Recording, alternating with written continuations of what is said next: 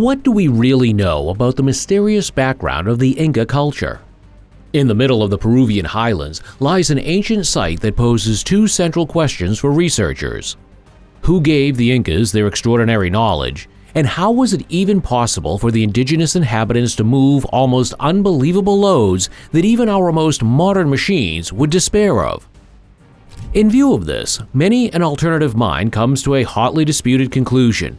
In truth, it was not the Incas who created the stone colossi, but a people who were literally not of this world.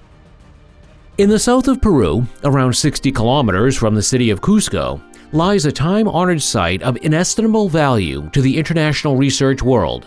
After all, Ollantaytambo is the only remaining example of urban planning from the Inca period. In other words, the unmistakable buildings and terraces that the legendary indigenous culture built hundreds of years ago are still in their original state today. And although the Incas were ultimately defeated here by the conquistadors, Ollantaytambo remains a stone symbol of the resistance of the locals against the Spanish conquerors. Situated more than 2,800 meters above sea level on the right bank of the Rio Aramumba, the site looks back on a history whose roots go back much further than those of the Incas. While the world-famous advanced civilization ruled over more than 200 peoples and around 9 million people between the 13th and 16th centuries, archaeological finds indicate that the first inhabitants settled in the Sacred Valley of Ollantaytambo as early as the 9th century. The members of the Quilchi culture, in particular, are said to have had a significant influence on the Incas. Settled in the area around present-day Cusco from around 900 to 1200 AD, the Quilchi were known for their agricultural skills, pottery production, and the construction of imposing megalithic structures. Megalithic structures that the Incas later used as the basis for their own magnificent buildings. The situation was very similar in the case of agricultural infrastructure. The Quilchi built the first terraces and irrigation systems, laying the foundation stone of supply that was to be adapted and expanded by the Incas. Ultimately, however, the fertility of the land was not the only factor that made Ollantaytambo an excellent location. The strategically favorable location in the middle of important trade routes also transformed the site into an important settlement long before the arrival of the Incas. After the collapse of the Wari Empire, however, a power vacuum arose in the region, which led to the short-term emergence of numerous regional groups, all of which competed for supremacy.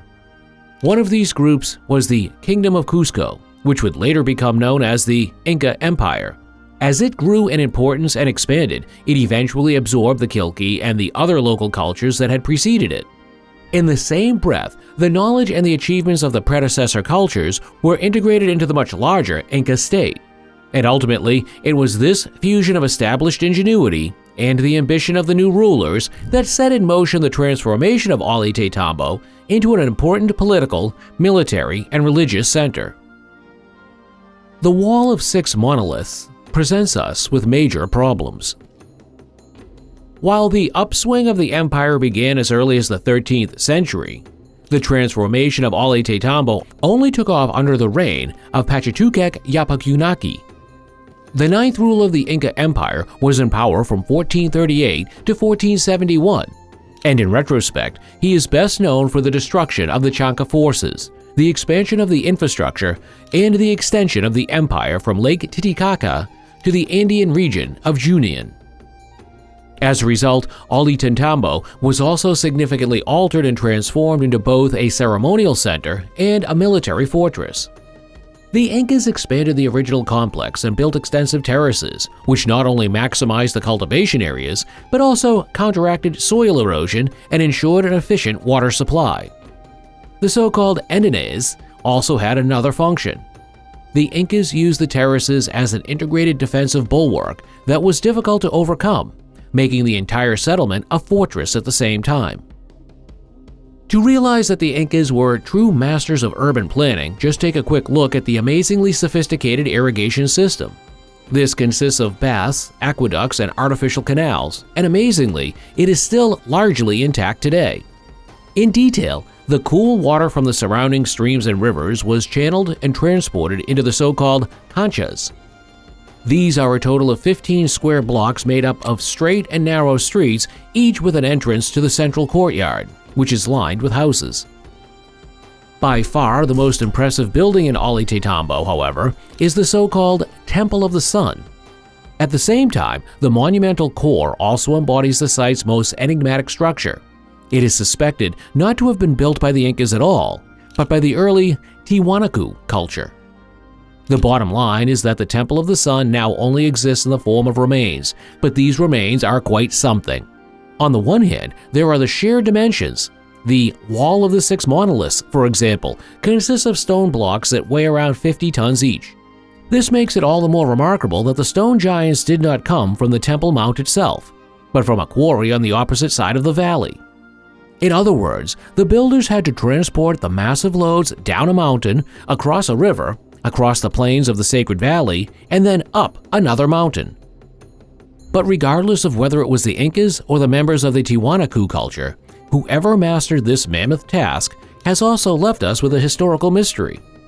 In fact, we do not know which tools and techniques were used for this undertaking. What we do know, however, is that the monoliths are earthquake-proof. Yes, you heard that right. The blocks interlock so perfectly that they move with the ground when shaken, instead of toppling over. Well, this doesn't apply to all blocks. Some of the stones that once crowned the Temple of the Sun now lie in front of the Wall of the Six Monoliths. Ultimately, however, it is not just the sheer force of these silent witnesses to history that makes them an archaeological mystery. The ruins are also adorned with strange knobs, which are commonly interpreted as intuitanas or sundials. A perfectly plausible interpretation, but with a small but crucial catch. We have no idea how exactly such sundials would have worked. Of aliens and gods. The theory that we are actually dealing with a relic from the Tiwanaku culture is based on the one hand of the stepped motif carved into the fourth monolith, and on the other hand on the T-shaped sockets that adorn several blocks and are also considered a trademark of Tiwanaku culture. It is certain that the Tiwanaku culture existed from around 1000 BC to 1000 AD and formed southeast of Lake Titicaca. In view of this, one hypothesis is that the Tiwanaku elements were brought to Ollantaytambo by stonemasons from the same region. At the same time, however, this hypothesis of adaptation also raises a fundamental question. Why would stonemasons from the Lake Titicaca region remember something from the Tiwanaku culture if nothing comparable had been built for several centuries? However, there is another approach that can be used to explain the monumental architecture of Ollantaytambo, although this requires a certain amount of imagination. Some alternative researchers believe that the ancient site is evidence of direct contact between ancient peoples and extraterrestrial intelligences. No wonder, after all, there is an ancient legend that is supposedly to testify to exactly this. According to this story, it was the god Viracocha who guided the Incas in the construction of the city. This highest of all Inca deities is said to have possessed a human form and is considered the creator of civilization in mythology. But what do mythical deities have to do with extraterrestrial life forms? Well, quite simply, in the parascientific field of pre-astronautics, these two things are equated.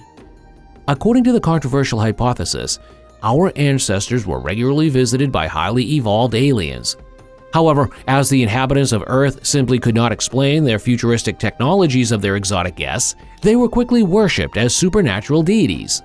In return, the aliens revealed some key technologies to the humans, which made the creation of the monumental buildings and the rise of civilization possible in the first place. An alternative but no less controversial version states that the supposed alien gods are in fact the survivors of a lost advanced civilization. An advanced civilization that was wiped out by a worldwide flood catastrophe at the end of the last ice age. The survivors of this mystical, high-tech people then went out into the world to serve as teachers for the simpler peoples.